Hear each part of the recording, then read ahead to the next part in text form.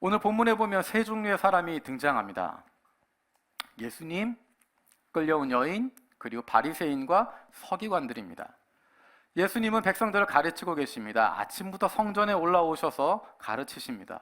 하나님 나라에 대해서 말씀하시고 하나님의 사랑을 선포하시고 그들에게 하나님이 원하시는 것이 무엇인지를 분명하게 이야기하고 있습니다. 그 당시에 지도자 그룹이었던 영적인 지도자, 종교적인 지도자라고 이야기했던 바리새인과 서기관들은, 제사장들과 사두개인들은 그런 사람들의 입장에선 많은 반발을 불러일으킬 수밖에 없는 메시지를 예수님이 전하고 있었습니다. 원색적인 말씀을 전하시고 하나님이 말씀하신 그 근본 정신이 무엇인지를 말씀하기 때문에 율법 조항에 대한 이야기가 아니라 율법주의를 이야기하시는 것이 아니라 그 율법을 주신 이유가 무엇인지, 그 율법에 담긴 하나님의 사랑을 말씀하고 계시고 겉으로 드러나는 겉모습으로 나타나는 그것을 보시는 것이 아니라 그 중심을 보시고 그 속에 있는 것을 꺼내시기 때문에 많은 종교 지도자들은 불편한 마음을 가지고 있었습니다. 하나님의 말씀이라고 한 이름을 가지고 자신들이 기득권을 가지고 자신들의 유익을 누리고 있던 사람들에게 있어서 예수님은 불편한 대상이고 제거해야 할 대상이었습니다. 그래서 그들은 기회를 엿보고 있었습니다. 그 상황에서 오늘의 말씀이 등장하고 있습니다. 우리가 지난번에 살펴보았던 것처럼 이 무대는 초막절 기간이 끝난 뒤에 일어나는 것입니다. 우리가 살펴본 7장 37절에 보면 명절 끝날 곧 큰 날에 그날 예수님께 선포하신 메시지가 있고 오늘의 본문은 그 다음 날이라고 이야기합니다. 사람들이 초막절을 통하여서 율법에 대한 말씀을 다시 한번 회복하고 율법에 대한 열정을 갖게 되어지고 하나님 앞에 올바로 서야 되겠다라고 한 열정을 가지고 있는 상황에서 오늘의 본문이 등장하고 있습니다. 먼저 바리새인과 서기관들이 예수님 앞에 등장하고 있습니다. 이 사람들이 예수님 앞에 등장했던 것은 다른 이유를 가지고 있습니다. 많은 사람들은 예수님의 말씀을 배우고 싶었고 듣고 싶었고 변화되기를 원했는데 이 사람들이 등장한 것은 예수를 고발할 조건을 찾는 것이었고 예수를 시험하기 위해서 그 자리에 나와 있었습니다. 그리고 그들은 한 여인을 끌고 왔습니다. 이 여인은 간음하던 현장에서 붙잡혀 왔습니다. 그리고 사람들에 의해서 예수님 앞으로 끌려오게 된 것입니다. 일반적인 상황이라면 이 여인은 재판장 앞으로, 재판관 앞으로 끌려가게 돼 있었습니다. 간음하다 현장에서 붙잡히면 이 여인이 정상적인 관계가 아니라고 하는 것을 의미하는 것이고 그것은 곧 죽음이라고 하는 것. 서기관과 바리새인들이 이야기했던 것처럼 그런 사람은 돌로 쳐 죽인다라고 하는 것. 유대인들이라면 분명히 알고 있는 사실이었을 것입니다. 간음하면 잘못된 관계에 있으면 불륜에 있으면 돌에 맞아 죽을 수밖에 없다고 하는 것. 그것을 알고 있음에도 불구하고 이 여인은 간음을 했고 현장에서 붙잡혔습니다. 왜 그랬을까? 어쩌면 이 여인에게는 간음하다가 붙잡히면 죽는다라고 하는 그 공포를 넘어설 수 있는 무언가 다른 욕구가 있었을 것입니다. 그것은 단순히 성적인 욕구를 말하는 것이 아니라 그 여인은 사랑에 굶주려 있고 자신의 가치를 인정받고 싶은, 누군가로부터 사랑을 받고 싶어하는, 이렇게 해서라도 사랑을 받을 수 있지 않을까 하는 생각에 사로잡혀 있던 것 같습니다. 이 사람은 나를 사랑해 주지 않을까? 이렇게 해서라도 내 존재가 인정받을 수 있지 않을까? 하지만 이 여인이 처하게 된 현실은 어떻습니까? 먼저 이 여인은 성적인 도구로, 성적인 만족을 위한 도구로 사용되었습니다. 자신이 누군가로부터 사랑을 받는다라고 생각했지만 실상은 사랑을 받고 있다고 여겼겠지만 사실은 그 여인은 다른 남자의 성적인 도구로 사용되었던 것입니다. 전 인격적으로 사랑받는 존재로서가 아니라 단순한 성적인 만족을 위한 수단으로 전락되었다는 것입니다. 그리고 오늘 본문에 보면 이 여인은 예수님을 함정에 빠지게 만드는 수단으로 사용되고 있습니다. 자신의 의지와는 전혀 관계없이 예수님을 궁지에 몰아넣게 되어질, 함정으로 밀어넣게 되어질 미끼로 사용되는 것입니다. 인격으로서가 아니라 타인의 목적을 위한 수단으로 전락해버리게 되었습니다. 이 여인을 수단으로 삼고 있었던 사람들이 바로 바리새인과 서기관들이었습니다. 백성을 가르쳐야 되고 훈계해야 될 책임을 갖고 있는 사람들이 바로 이 바리새인들과 서기관들이었습니다. 그래서 백성들에게 잘못을 지적해야 하는 것이고 올바른 길을 가야 한다고 이야기는 해야 할 사람들인데, 오히려 이 사람들이 이 죄 지은 여인을 수단으로 삼아서 자신들의 정적이었던 예수를 무너뜨리려고 하고 있는 것입니다. 자신들이 돌봐야 될 대상을 나의 목적을 위해서, 나의 이익을 위해서, 나의 야망을 이루기 위한 수단으로 여기고 있고 도구로 사용하는 모습을 발견할 수 있습니다. 이 사람들이 이 여인을 예수님 앞으로 끌고 나온 것은 예수님으로 하여금 이 여인을 용서해달라고 이야기하는 것 아닙니다. 이 여인을 끌고 나온 것은 율법을 잘 지키기 위해서 나온 것도 아닙니다. 예수님의 말씀을 듣고자 해서 나온 것도 아닙니다. 자신들의 야망을 위해서, 자신들의 생각을 관철시키기 위해서 모든 것을 수단화시키고 있는 것입니다. 그것에 방해되는 것은 무엇이든지 다 없애겠다 하는 것입니다. 자신들의 욕심을 채우는데, 유익을 누리는데 방해가 되고 있는 예수를 제거하기 위해서 계획을 세우고 함정을 만들어가는 것입니다. 이 사람들이 만들었던 함정이 어떤 것일까요? 예수님에게 두 가지의 선택을 주고 있습니다. 이 여인을 돌로 칠까요? 말까요? 만약에 예수님께서 이 여인을, 간음한 여인을 정죄하신다면 어떤 일이 일어나게 될까? 율법에는 이 사람들이 이야기했던 것처럼 간음한 여인을 돌로 치라고 되어 있습니다.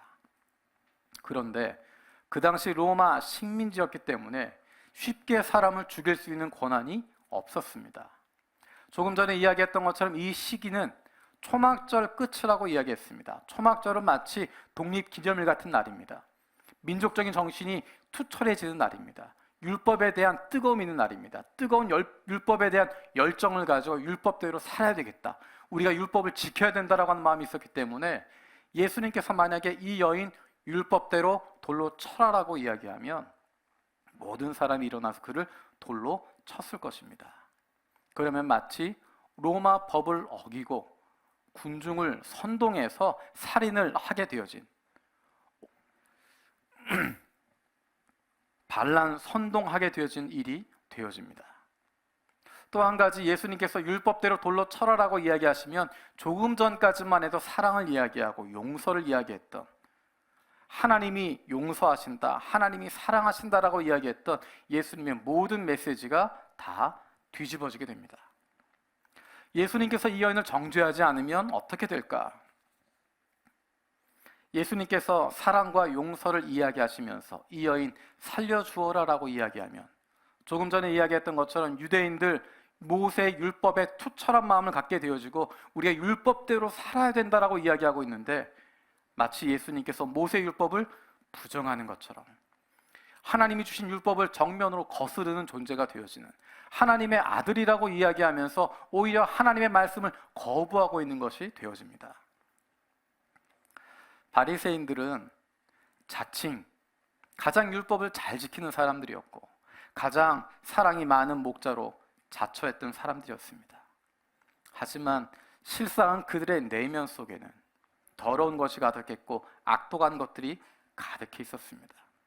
지금 그들은 손에 돌을 들고 이 여인을 치거나 예수를 치거나, 이 여인을 치거나 예수를 치기 위해서 그 돌을 들고 지금 기다리고 있습니다.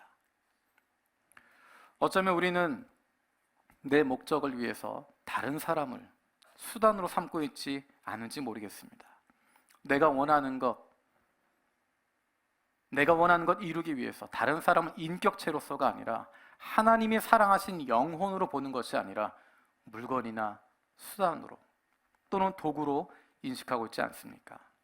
하나님이 사랑하시는 인격으로서가 아니라 내 목표를 이루기 위한 수단으로 삼고 있지 않습니까?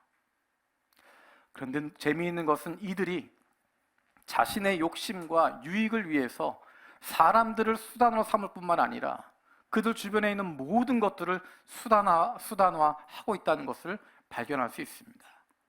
이 사람들은 모세 율법을 들어서 예수님에게 이야기하고 있습니다. 그런데 모세 율법조차도 자신들의 유익을 위해서, 자신들의 생각을 위해서 수단화하고 있습니다. 우리 5절 말씀 같이 읽어보겠습니다. 8장 5절입니다. 같이 읽겠습니다. 시작.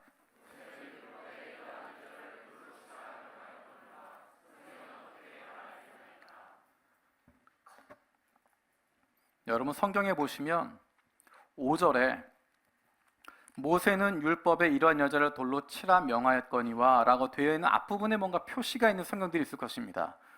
기역자가 있든지 A자가 있든지 이것은 그 구절에 대한 설명을 덧붙이고 있는 것입니다. 밑에 혹시 내려가서 보시면 나와 있는 구절이 레위기 20장 10절 또 신명기 22장 22절 표시가 되어 있습니다. 이 사람들이 서기관과 바리새인들이 인용했던 구절이 바로 여기라는 것입니다. 그러면 정말 모세 율법에 그렇게 나와 있었나?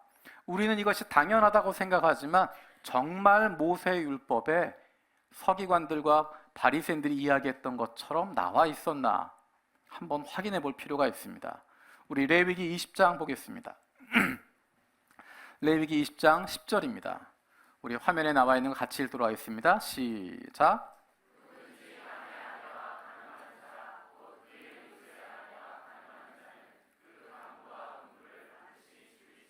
제가 세 번역을 읽어드리면 남자가 다른 남자의 아내 곧 자기의 이웃집 아내와 간통하면 간음한 두 남녀는 함께 반드시 사형에 처해야 한다.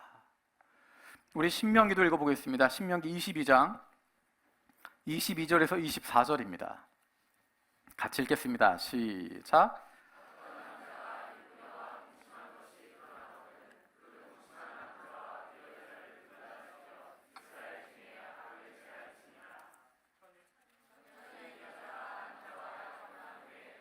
남자가 그를 성읍 중에서 만나 동침하면 너희는 그들을 둘 다 성읍 문으로 끌어내고 그들을 돌로 쳐 죽일 것이니 그 처녀는 성 안에 있으면서도 소리 지르지 아니하였으며 그 남자는 그 이웃의 아내를 욕보였음이라.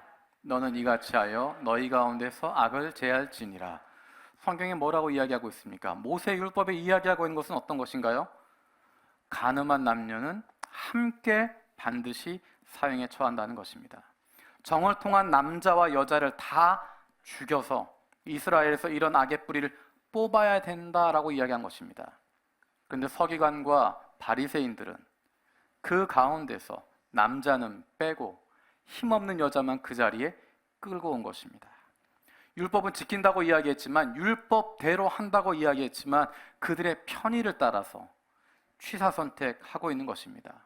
어떤 것은 내가 불편하기 때문에 모른 척하고 어떤 것은 내가 마음에 들지 않기 때문에 아닌 척하고 어떤 것은 내 목적에 맞기 때문에 뿌득뿌득 그것을 우겨가고 있습니다.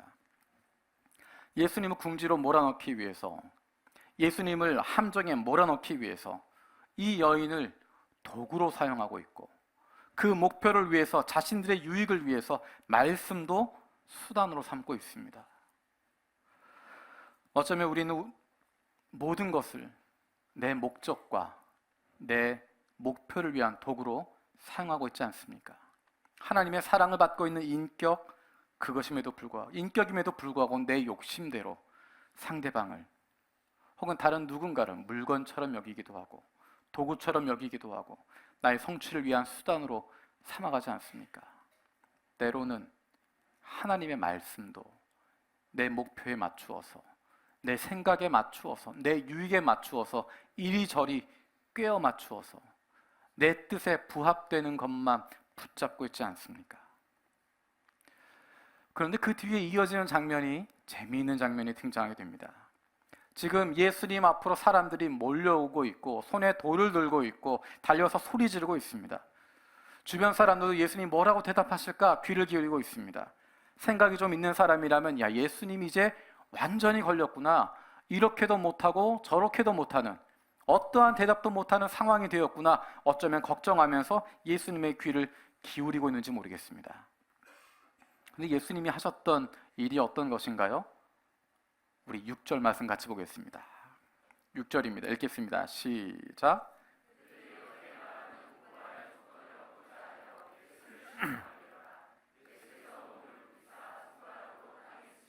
우리 8절도 읽어보겠습니다. 시작. 다시 몸을 굽혀 손가락으로 땅에 쓰시니.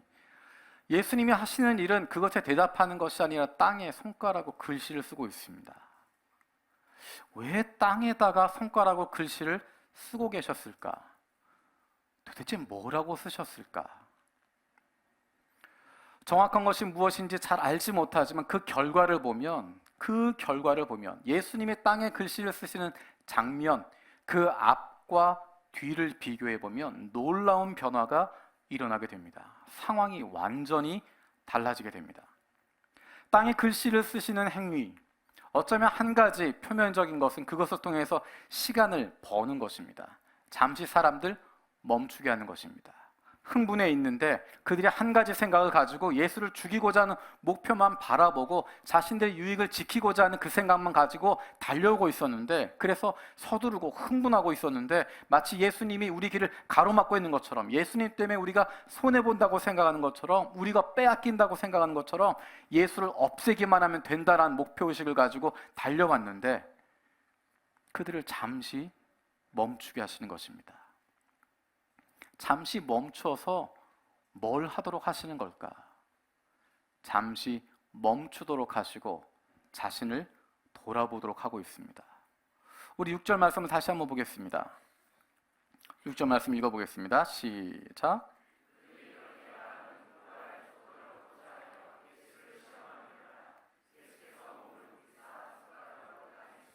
이 6절 내용을 세번역에서는 이렇게 이야기합니다. 앞에 부분은 똑같은 내용이고요.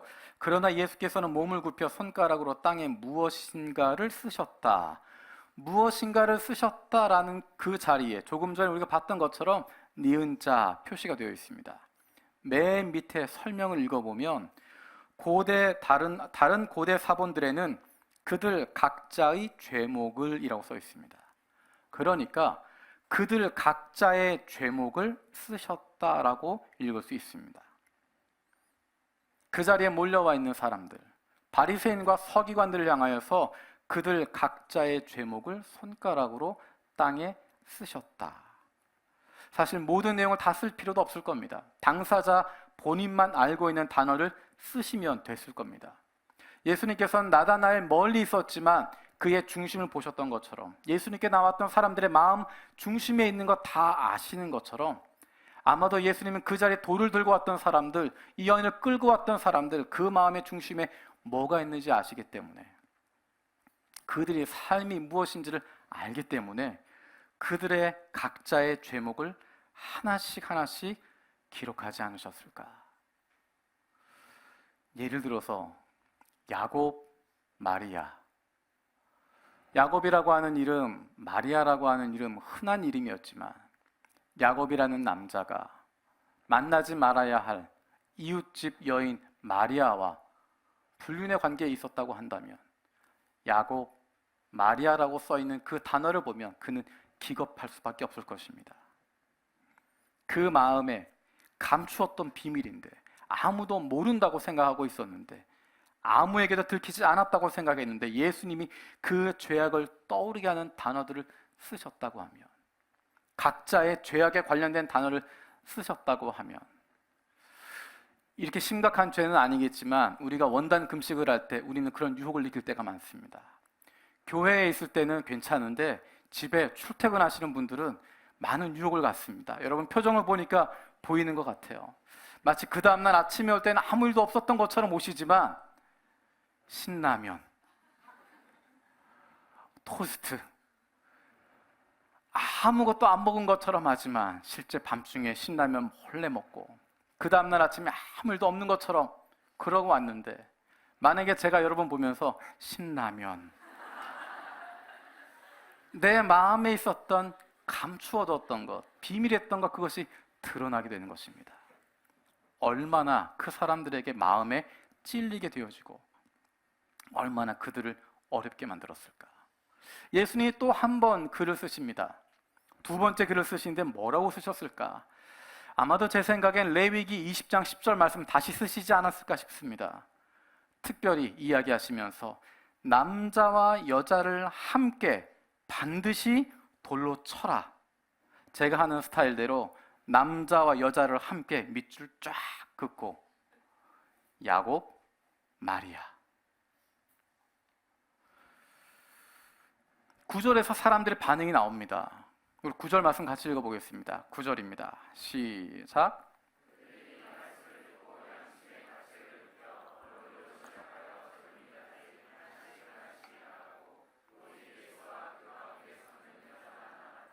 예수님의 땅에 쓰시는 글씨, 땅에 글씨를 쓰시는 그 행위를 통하여서 사람들의 양심이 찔렸다라고 이야기합니다. 양심의 가책을 받았다라고 이야기합니다. 자신들의 죄를 깨닫게 되는 것입니다. 자신들의 죄됨을 발견하게 되는 것입니다. 그리고 물러갔다라고 이야기합니다. 만약에 그들의 죄를 이야기한다면 왜 하필이면 땅에 쓰셨을까? 왜 하필이면 땅에 쓰셨을까?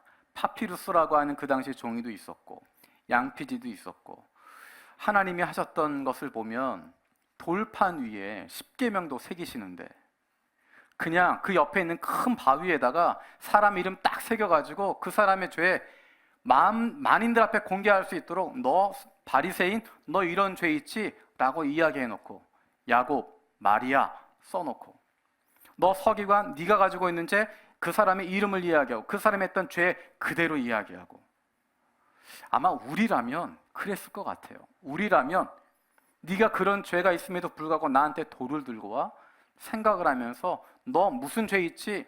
너 무슨 죄 있지? 그 자리에서 공개적으로 이야기할 것 같기도 하고 말하지 않는다면 하늘 위에 글씨를 써서 모든 사람이 볼 수 있게 하고 바위 위에 그 이름과 그 죄악을 새겨서 평생 잊어버릴 수 없도록 만들어버릴 것 같은데 그래서 그 사람 완전히 매장시켜버리고 그 사람 완전히 죽여버릴 수 있을 것 같은데 다시는 예수님 향해서 돌 들지 못하도록 다시는 예수님 쳐다보지도 못하도록 다시는 그 앞에 범접할 수 없도록 만들어버릴 것 같은데 예수님은 그렇게 하지 않으셨습니다.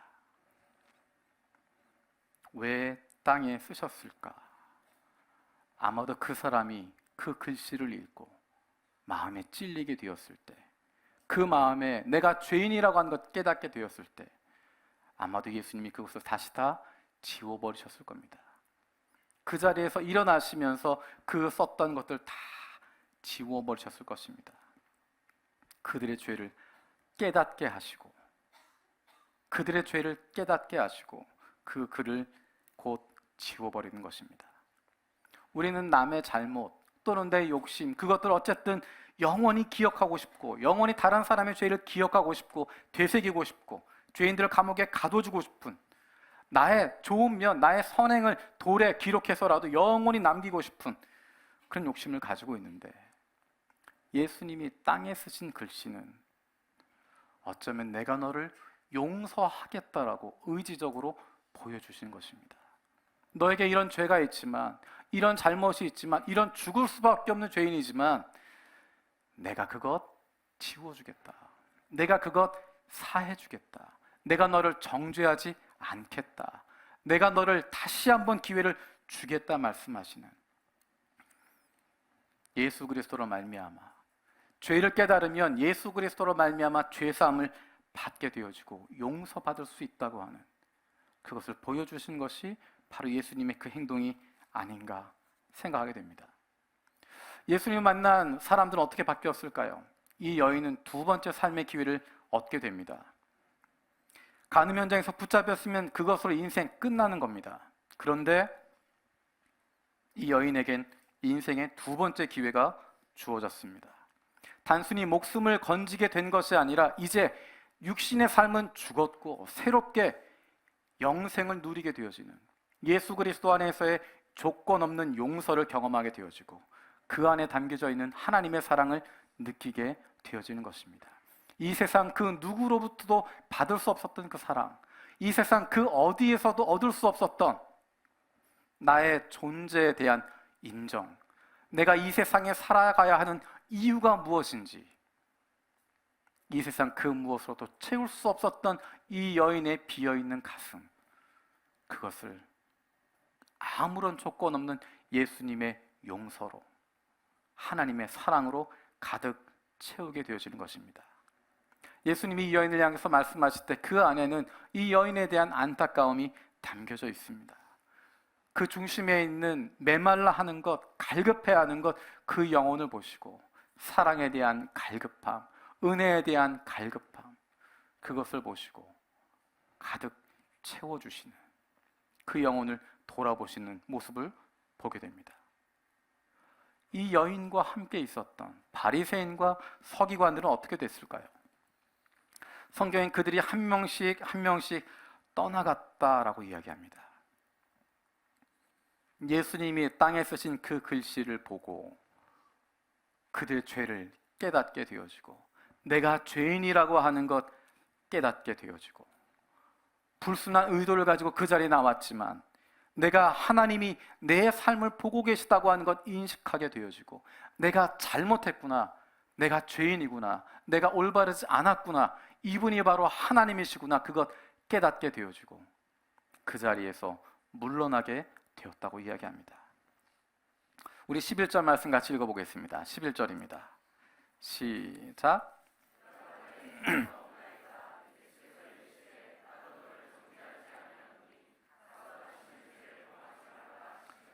나도 너를 정죄하지 아니한다라고 하는 이 이야기, 이것은 단순히 이 여인에게만 이야기하는 것이 아닙니다.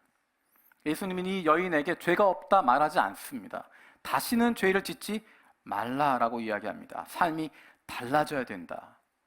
그리고 그가 어떻게 살아야 될지에 대해서 예수님은 말씀하고 있습니다. 그런데 단순히 이 말씀은 그 여인만 향하고 있는 것이 아닙니다. 이 말씀은 어쩌면 예수님을 향해서 돌을 들고 나서고 있었던 바리새인과 서기관들에게도 주어지는 것입니다.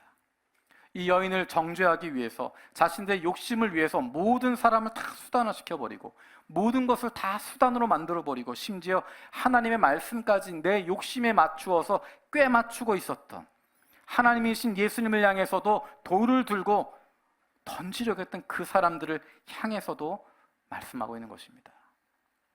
이제 돌아오라는 것입니다. 이제 처음에 그 모습으로 돌아오라는 것입니다. 처음에 가지고 있었던 그 사랑으로, 처음에 있었던 그 모습으로 솔직하게 말씀 앞에 서라는 것입니다. 그래서 우리의 죄를 깨닫게 되어지고 그를 통해서 하나님께서 이 세상에 보내신 예수 그리스도께 나오라는 것입니다. 자기의 욕심에 의해서 움직이던 사람들이, 자기의 뜻을 관철하기 위해서 몰려가던 사람들이, 그 여인을 정죄하던 사람들이, 예수를 시험하던 사람들이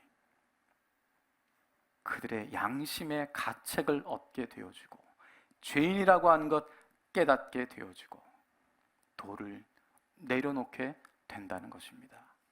그들이 양심의 가책을 받아서 하나씩 둘씩 떠나게 되어졌던 것, 그것은 그들로 하여금 내가 죄인입니다라고 고백하는 것이었고, 그것이 주님 앞에 용서를 구하는 행위였던 것입니다.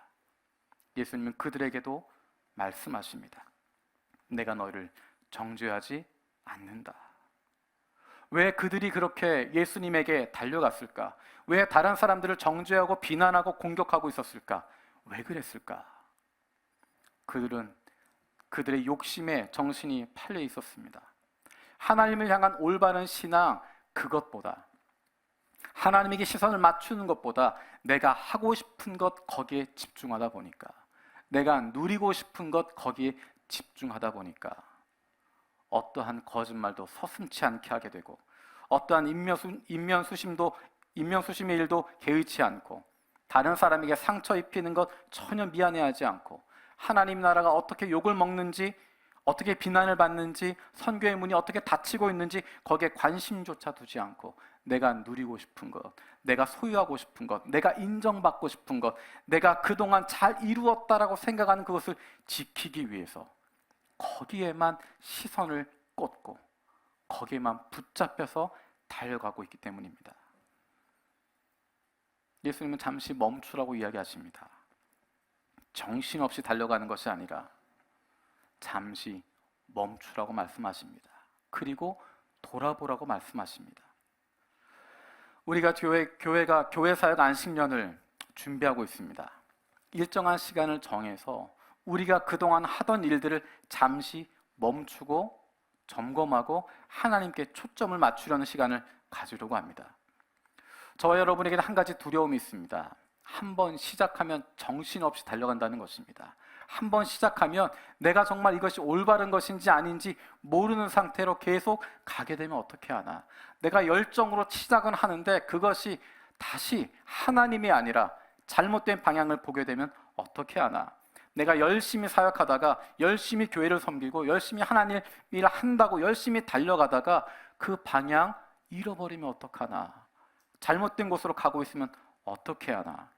열심히 하는데 잘못된 열심 가지고 잘못된 방향으로 가게 되면 오히려 안 하는 이만 못하는 것 아닐까. 그래서 교회 사역 안식년이라고 하는 것을 만들려고 하는 것입니다. 잠시 멈추고 하던 일 멈추고 우리 자신을 돌아보는 것입니다. 내가 정말 잘하고 있었던 것인지 점검하는 것입니다. 초점을 다시 맞추는 것입니다. 어느새 하나님 바라보고 시작했는데 시간이 지나가면서 나에게 맞춰지고 내가 누리는 것에 맞춰지고 내가 그동안 해왔던 것 인정받는 거기에 우리의 시선이 옮겨질 수 있기 때문에 멈추고 다시 점검하는 거고 하나님에게 다시 맞추어가는 것입니다. 4년에 한 번씩 그렇게 하려고 합니다. 3년 동안 열심히 달려가고 열심히 사역하면서 4년에 한 번씩 멈추고 우리가 잘 달려왔나, 제 길로 왔나, 앞으로 어디로 가야 할지 다시 하나님 말씀에 비추고 다시 기도를 통하여서 그 길을 발견하게 되어지는 것, 올바른 길을 가는 것, 올바른 방향을 맞추려고 합니다. 매 올림픽이 열릴 때마다 교회 사역 안식년을 가지려고 합니다. 첫 번째는 2020년입니다. 2020년에 우리가 첫 번째 교회 사역 안식년을 가지려고 합니다. 그때 교회 사역 안식년을 가지려면 지금부터 뭘 해야 될까요? 쉴 계획을 세우는 것이 아니라 지금부터 달려가는 것입니다. 지금부터 다시 방향을 세우고 달리기 시작하는 것입니다. 움직이기 시작하고 이제 2020년이 되면 1년 동안 그것을 점검하고 다시 앞으로 3년 동안 우리가 달려가야 할 길 잘 준비하게 되어지는, 다른 곳으로 흐트러지지 않도록 점검하는 시간을 갖게 되어질 것입니다. 또 한 가지는 오늘 설교가 끝나고 나면 설문조사를 하려고 합니다. 여러분 예배 들어오실 때 받으셨던 두툼한 종이가 있습니다. 하나님께서 우리에게 주신 마음이 어떤 것인지를 같이 살펴보는 것입니다. 작년에 우리가 미래비전위원회라는 것을 만들었습니다. 그것을 만든 이유는 무엇이냐면 지난 30년 동안 하나님이 우리 교회에 주셨던 것들, 우리 교우들이 함께 공유하고 있는 것들, 그것이 무엇인지를 함께 찾아보자는 것이었습니다. 그리고 그것을 바탕으로 앞으로 30년을 준비하자는 것입니다. 어떤 생각을 가지고 있는지, 우리 교인들이 공유하고 있는 마음이 어떤 것들인지. 우리가 8월 말에 각 분과별로 최종 보고서를 제출합니다. 그 전에 오늘 이 설문조사를 통하여서 우리 교인들이 생각하고 있는 의견들이 어떤지, 생각들이 어떤지를 함께 살펴보는 것입니다. 그것을 바탕으로 해서 교육할 것은 교육하는 것이고 바꿔야 할 것은 바꾸는 것이고 어떻게 우리가 나아가야 할지에 대해서 다시 이야기할 수 있는 시작점이 되어지는 것입니다. 우리가 그것을 바탕으로 앞으로 교회가 나가게 될 방향을 찾게 될 것입니다. 하나님이 담임 목사로서 저에게 주신 경험과 비전, 그리고 우리 교회에 30년 동안 주셨던 그 경험과 비전들, 이것들을 바탕으로 해서 하나님께서 앞으로 이끌어 가실 우리에게 주시는 새로운 방향을 함께 찾아가게 될 것입니다. 여러분 그것을 기대하시기 바랍니다. 올해 30주년 되어지면서 그런 작업들을 본격적으로 하게 되어질 것입니다.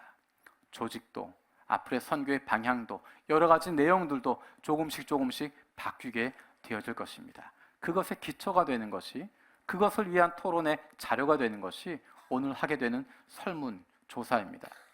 이것이 얼마나 중요하냐 하면 제가 설교를 줄여가면서까지라도 설문조사할 수 있는 시간을 만듭니다. 오늘 찬양 끝나고 나면 제가 앞에 서 있는 동안에 설문지를 작성할 겁니다. 그냥 받았다가 반납하는 것이 아니라 시간이 좀 들더라도 오늘 이 자리에서 설문지를 작성을 하고 오늘 제출하도록 할 겁니다. 그렇게 하는 이유는 하나님이 우리에게 주신 비전을 함께 찾아가기 위해서입니다. 자, 다시 설교로 돌아오셔서 하나님께서 사랑하시는 영혼들을 우리가 영혼으로 볼 수 있어야 됩니다. 사랑할 대상으로 보는 것입니다. 이용할 수단이 아니라. 어쩌면 우리 마음속에 바리새인과 서기관들처럼 다른 사람들 수단으로 사용하고 내 목적을 위해서, 내 유익을 위해서 하나님의 말씀조차도 내 마음대로 꿰어 맞추고 내 편의에 맞추어서 그렇게 해석하고 지내왔다고 하더라도 예수님이 우리에게 보여주고 계십니다. 우리의 죄를 돌이키면, 우리의 죄를 회개하면, 주님 앞에 내어놓으면 우리의 죄 땅에 쓰신 글씨처럼 다 지워주시는 것처럼 그 여인을 향해서 나도 너를 정죄하지 않겠다 말씀하시는 것처럼 우리의 죄된 모습들, 우리의 부족한 모습들, 우리의 상처 입은 모습들, 깊은 상처 때문에 다른 사람에게 더 많은 상처를 주고 있었던 우리의 그 상처 다 치유해 주시고 회복시키시고 새롭게 해 주시겠다고 말씀하십니다. 우리 이 시간 함께 찬양할 때 그 기도하는 마음으로 찬양했으면 좋겠습니다. 내 마음속에 상처가 있어서, 어쩌면 내 마음속에 다른 사람의 죄, 내 마음속에 가득 쌓아두고 있어서 그래서 다른 사람 품어줄 수도 없고 용서할 수도 없고,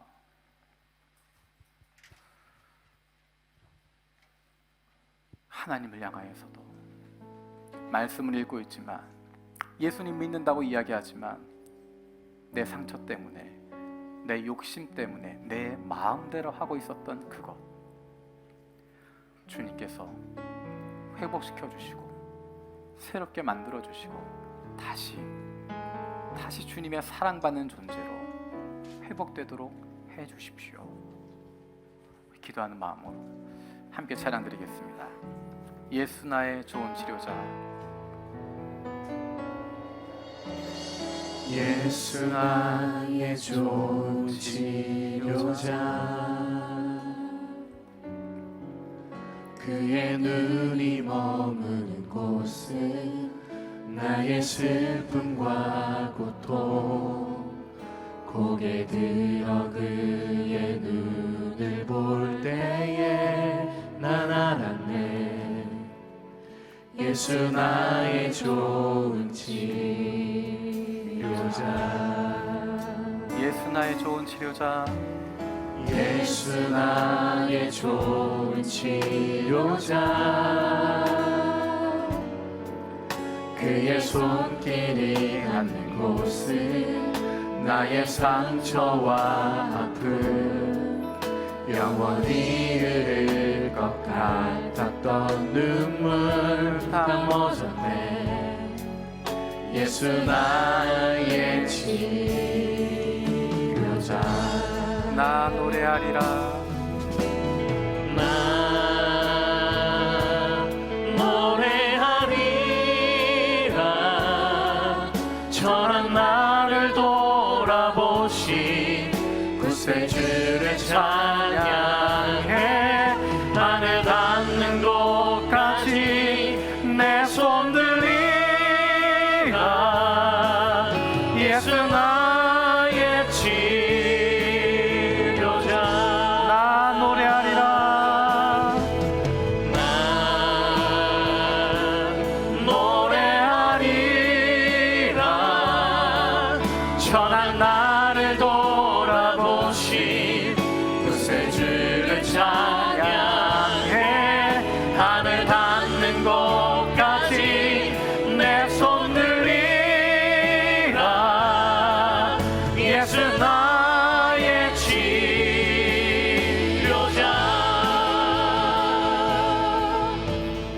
이제 우리 함께 기도하기 원합니다. 어쩌면 우리는 예수님 앞으로 끌려온 그 여인 같은 존재일 수도 있습니다. 사랑받기를 원하고 인정받기를 원하지만 다른 사람들에 의해서 물건 취급당하고 수단으로 전락해버리게 되어지는, 오히려 그 안에 갈급함 더 심해지게 되어지는, 무엇으로도 그것 채울 수 없는, 어쩌면 우리는 예수님 앞에 서 있었던 바리새인과 서기관들 같은 사람일지는 모르겠습니다. 내 목적을 위해서, 내가 생각하는 그것을 위해선 다른 사람 인격 생각하지도 않고 그 사람 다 물건 취급하고 수단 취급하고, 사람들을 수단으로 취급할 뿐만 아니라 심지어 내 만족을 위해서, 내 욕심을 위해서 하나님의 말씀도 내 마음대로 짜맞추고, 하나님의 말씀도 하나님의 명령도 내 마음대로 해석해버리고, 하나님의 말씀조차 수단으로 삼고 있었다. 내 안에 깊은 죄악이 있음에도 불구하고 하나님이신 예수님에게 돌을 들고 서 있었던 그 모습인지 모르겠습니다. 하지만 하나님, 예수님께서 땅 위에 그들의 죄악들을 쓰시고 그로 말미암아 그들의 양심의 가책을 받게 하시고 죄인임을 깨닫게 하시고 돌을 내려놓고 돌아서게 하신 것 기억합니다. 그 죄를 지적하시면서 돌판 위에 새기지 않으시고 사람들 앞에서 창피 주지 않으시고 한 사람 한 사람 그 마음을 움직여 주셔서 그 마음 가운데 내가 죄인입니다 고백하게 하셨던 것 기억합니다. 이 여인을 향하여서 나도 너를 정죄하지 않는다 말씀하셨던 것 기억합니다. 하나님, 우리는 그 여인 같은 사람이고 바리새인과 서기관 같은 사람들인데 예수 그리스도로 말미암아 죄 사함을 얻게 해주시고 그로 말미암아 새로운 생명 얻게 하여 주시옵소서. 함께 기도하겠습니다.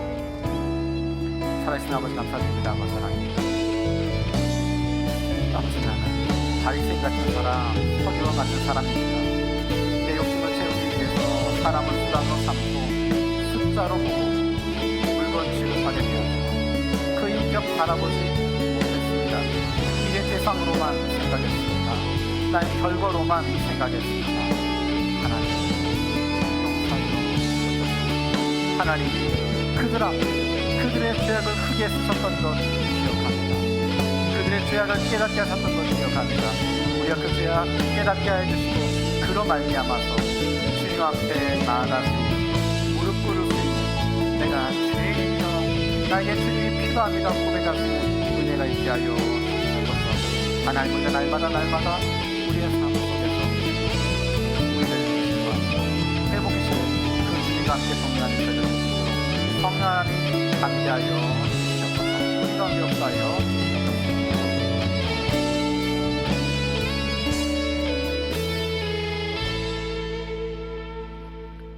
살아계신 하나님, 어쩌면 우리는 나는 그 가늠하다가 붙잡힌 여인 아닙니다 생각하고 있었는데 우리가 그 자리에 있었던 바리새인과 서기관이었음을 고백합니다.